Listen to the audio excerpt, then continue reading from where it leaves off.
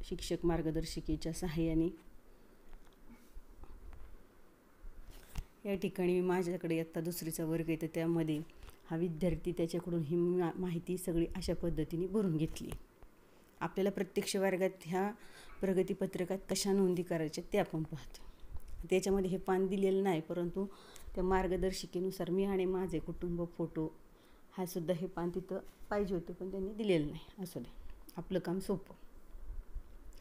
त्यानंतर प्रत्यक्षात खरं काय लिखाण करायचं, कसं करायचं, मार्गदर्शिकेत हे सगळं आहे, तरी देखील आपल्याला प्रश्न पडतो की नेमकं करायचं काय.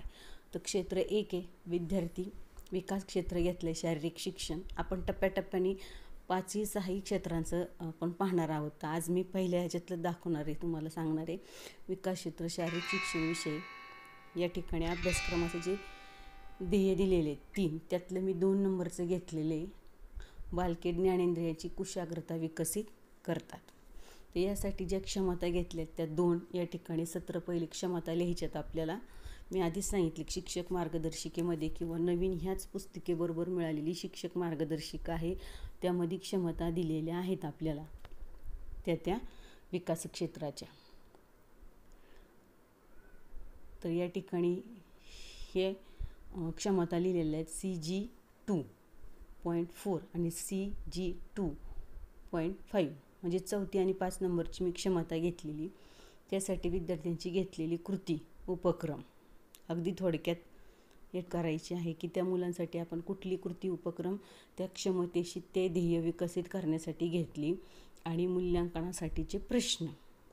हे सगळं झाल्यानंतर पुढं जे आहे आपल्याला काम करायचे मूल्यांकन निकष संच रुब्रिक्स कशा पद्धतीने हे आपल्याला लिहायचंच आहे. प्रत्येक निर्झर पर्वत आकाशी कामगिरी स्तर आहे विद्यार्थ्याची, आणि क्षमता जाणीव जागृती संवेदनशीलता आणि सर्जनशीलता या 3 क्षमतेसाठी हे 3 कामगिरीचे स्तर आहे, हे आपल्याला लिहायचेच आहे. आणि ते घेत असताना तो विद्यार्थी त्या क्षमतेमध्ये कुठल्या स्तरावर आहे. आता समजा मी जी कृती घेतली होती त्यातल्या जाणीव जागृती या क्षमतेमध्ये तो विद्यार्थी पर्वत स्तरावर आहे, त्याची या ठिकाणी नोंद केली आणि त्याला आपल्याला बरोबर अशी खूण करायची. हे आपल्याला प्रत्येक विद्यार्थ्याचं असं लिहायचंच आहे आणि असं करायचंच आहे. त्यानंतर संवेदनशीलता आहे, या ठिकाणी जे त्याचे कामगिरीचे स्तर लिहिलेले आहे त्या कामगिरीच्या स्तरामध्ये तो विद्यार्थी आकाश स्तरावर आहे, त्या ठिकाणचं वाक्य लिहायचं आपल्याला, त्याला बरोबरची खूण केली. खूण करायची आपल्याला, नुसती खूणच करायची नाही तर ते लिहायचे. प्रत्येक क्षमतेसाठी विद्यार्थ्यांनी काय कृती निकष लिहायचेच आहे आपल्याला, नुसत्या खुणा करून चालणार नाही. निकष तुम्ही कुठल्या आधारावर त्या विद्यार्थ्याला त्या स्तरावर ठेवलं, निर्जर स्तर असेल तर कुठल्या निकषावर तुम्ही त्याला ठेवले, पर्वत स्तर असेल तर कुठल्या निकष हे आपल्याला गरजेचे, त्याच्यामुळे ते लिहायचेच आहे. त्यानंतर सर्जनशीलतेमध्ये तो विद्यार्थी आकाश स्तरावर, सर्जनशीलता या क्षमतेत तो विद्यार्थी मला आकाश स्तरावर दिसला, त्याच्यामुळे मी त्याला तो निकष लिहिला आणि त्याच्यामध्ये बरोबर अशी खूण केली. आता शिक्षक अभिप्राय म्हटले आपल्याला सत्य, त्या ठिकाणी आपल्याला तो विद्यार्थी त्या बालकाला ज्ञानेंद्रिय त्यांचे उपयोग फायदे तोटे तो त्याच्या शब्दात आपल्याला सांगतो आणि ते आपण या ठिकाणी नोंदवायचे. त्यानंतर इथं तो ज्या एकूणात तो जिथं आपल्याला वाटलं आहे बाबा ज्या स्तरावर, तर आपण त्याला खूण करायची. निर्जर असेल तर निर्जर, पर्वत असेल तर पर्वत, आणि आकाश असेल तर आकाश.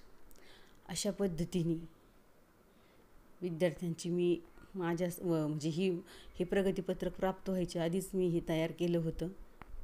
आठवड्यात हे प्राप्त झाल्यामुळं म्हटलं दोन्ही आपण प्रगतीपत्रक आणि तयार केलेला नमुना सगळ्यांना दाखवा.